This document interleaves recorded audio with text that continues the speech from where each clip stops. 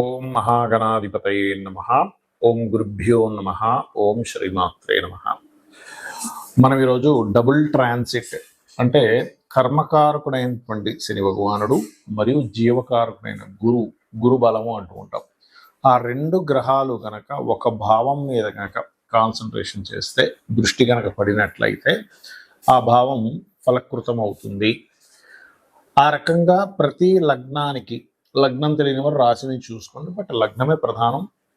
ప్రతి లగ్నానికి ఆ రెండు గ్రహాలు ఏ భావం మీద కాన్సన్ట్రేషన్ చేస్తున్నాయి. ప్రస్తుతం శని భగవానుడు మీన రాశిలో సంచరిస్తున్నాడు, అదేవిధంగా గురువు మిథునంలో ఉన్నాడు. ఈ రెండు కూడా ధనుస్సు రాశి నుంచి వస్తున్నాయి కాబట్టి ప్రతి లగ్నానికి అది ఎన్నో భావం అవుతుంది. తద్వారా చూడండి, మనకి చాలా విషయాలు సెటిల్ అయ్యే ఉంటాయి లైఫ్లో. అంటే ధనం సంపాదన కానివ్వండి, లేకపోతే సంతానం పొందడం కానివ్వండి, లేనట్లయితే వివాహం అవ్వడం కానివ్వండి, జాబ్లో సెటిల్ అవ్వడం కానివ్వండి, లేనట్లయితే బిజినెస్లో సెటిల్ అవ్వడం కానివ్వండి, ఇట్లాంటి అనేకమైనటువంటివి కొన్ని గొడవలు సెటిల్మెంట్ అవ్వడం కానివ్వండి, వీటన్నిటికీ కూడా ఒక్కొక్క లగ్నానికి ఏ ఏ గ్రహాల యొక్క స్థితి ఎలా ఉంది అనేటువంటిది ఒకటి.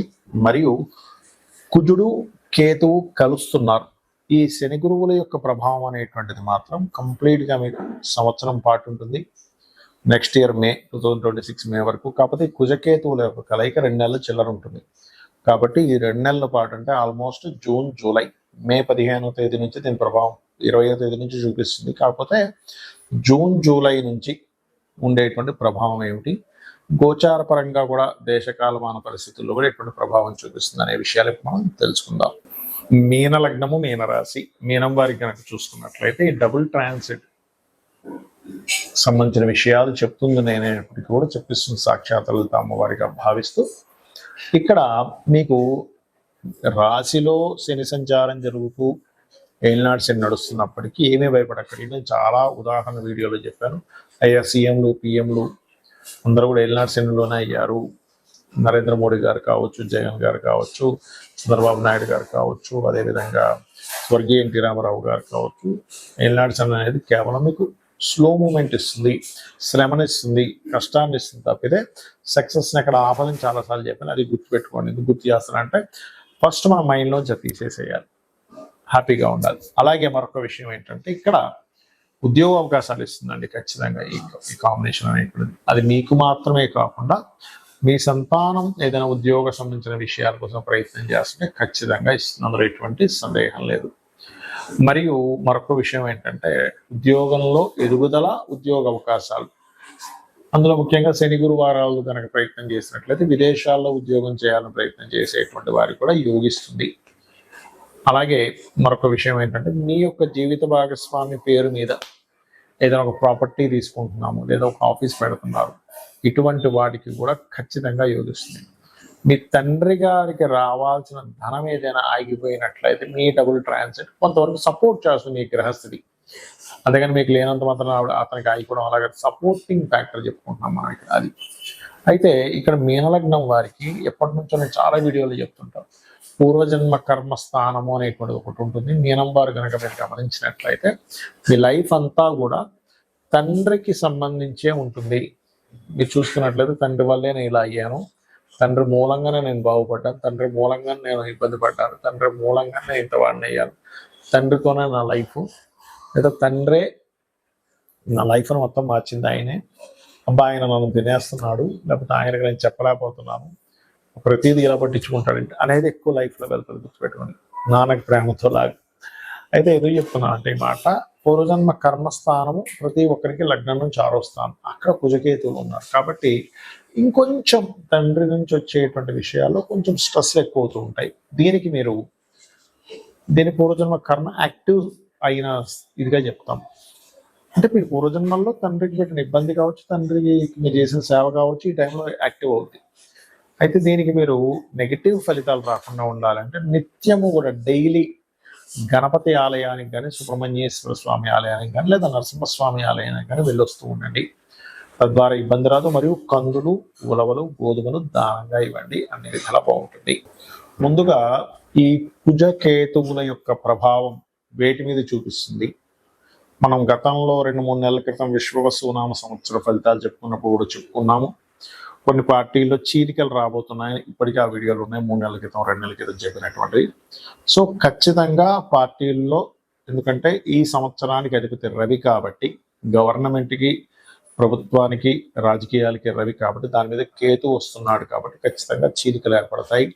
కొత్త పార్టీలు కూడా వస్తాయి, అందులో ఎటువంటి సందేహం లేదు. మీరు గుర్తుపెట్టుకోండి, కొత్త పార్టీలు స్థాపన అనేటువంటి 100% జరగనుంది. అలాగే ఈ కుజకేతువుల యొక్క ప్రభావం అనేటువంటిది ముఖ్యంగా మనకి ఇప్పుడు పెహల్గాం దాడి తర్వాత అలర్ట్నెస్ కూడా పెరిగింది చెప్పాలంటే. అంటే ఈ తీవ్రవాదుల యొక్క ప్రభావం మొన్నటి వరకు మనకి సరిహద్దుల్లో మనం సర్జికల్ స్ట్రైక్స్ చేయడం ఇట్లాంటివి ఏర్పడితే, ఇప్పుడు ఏంటంటే కొంచెం స్లీపర్ సెల్స్ ద్వారా హైదరాబాదు, వైజాగ్, విజయవాడ అనేకమైన ప్రాంతాల్లో కాస్త జాగ్రత్తగా ఉండాలి. మరియు ఈ కుజకేతువులు సింహరాశిలో సంచరిస్తున్నాడు కాబట్టి, కేతువు ప్రత్యేకంగా మీకు ఈ ఆధ్యాత్మిక కేంద్రాల కారకుడు కాబట్టి, సింహరాశిలో కుజుడు వచ్చాడు కాబట్టి, ప్రధానంగా ఇదేంటంటే ఇక్కడ రాజకీయము, ఆధ్యాత్మిక కేంద్రాలు కాబట్టి కొంతమంది రాజకీయ నాయకులకి అరెస్టులు అవ్వడం, జైలులకు వెళ్ళడం, పిఎం సీఎం లెవెల్లో ఉండేటువంటి వారు ఖచ్చితంగా ఈ సంవత్సరంలో మార్పులు చెందడం, మరియు అదేవిధంగా చూసుకున్నట్లయితే ముఖ్యంగా ప్రజలందరూ కూడా కాస్త ఈ ప్లేసెస్కి వెళ్ళినప్పుడు, ఆధ్యాత్మిక కేంద్రాలు వెళ్ళినప్పుడు కాస్త జాగ్రత్తగా ఉండండి, ముఖ్యంగా మొదటి 3 నెలలు.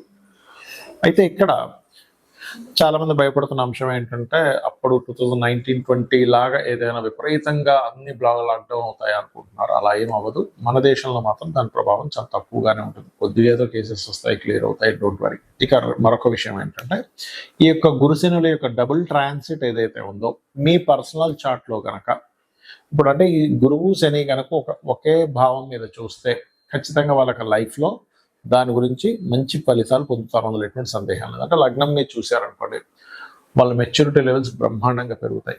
ధనభావం మీద చూశారు, మీరు ఖచ్చితంగా అనుకోవచ్చు నేను జీవితంలో మంచి స్టేజ్కి, ధనపరంగా మంచి స్టేజ్కి వెళ్తానని అనుకోవచ్చు, అందులో ఎటువంటి సందేహం లేదు. అలాగే 3వ స్థానం మీద చూశారనుకోండి, వాళ్ళకి ఖచ్చితంగా సిబ్లింగ్స్ నుంచి సహకారం ఉండడము, సిబ్లింగ్స్ ఏమైనా చిన్న చిన్న మిస్అండర్స్టాండింగ్స్ క్లియర్ అవ్వడం జరుగుతుంది.